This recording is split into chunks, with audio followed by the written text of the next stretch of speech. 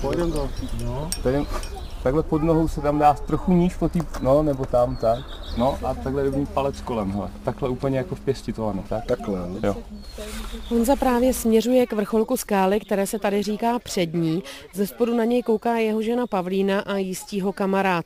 Lano mu nahoře ale provlékl instruktor Václav Novotný z lezeckého kroužku Prachov. Tady kluci už chodili jíst na stěnu, takže už to je vidět, že lezou, ale můžou to být úplně začátečníci. Vyloženě moc nezatěžují, aby si víc zalezli, než strávili časem uzlováním, takže je dole na ty lana přivážu a potom vlastně jenom, když jsem nahoře, s tím ze zhora, tak pak jenom dobírám lano a postupně jedu s tím nahoru. Tak já zatímco chlapi lezou, tak se zeptám vás, udělali jste si výlet? No, tak vypadalo to na hezký počasí, tak jo. A odkud jste? Jsme z Prahy. A už jste někdy lezli? No, venku ne, takže to je poprvé. Super, Dobrý.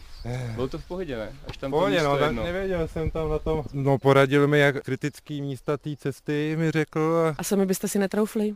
Jo, troufli. Už jsem taky slaňoval jednou. Ale... A vybavení máte od něj tedy, nebo je vaše?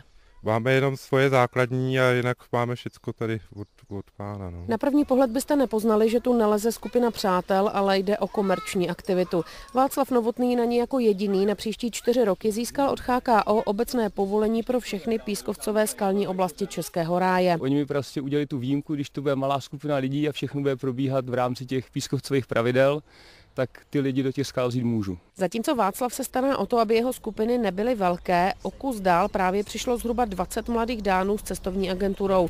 Skálu kvůli nim opouští dvojice horolezců, kteří tu byli doteď. Řekněte mi, jak vy se na tu organizovanou horolezeckou nabídku tady díváte? Nechtějte to po mně slyšet. Já mám ráda skály, lezení a klid a pohodu. My se přesuneme do klidnějšího sektoru. Marta mizí s partnerem pryč a instruktor Honza Feigl vysvětluje, jak sem pražská firma vozí zahraniční studenty. Veškerý povolení, který my potřebujeme k tomu, aby tady jsme mohli líst, tak jsou žádány každý rok.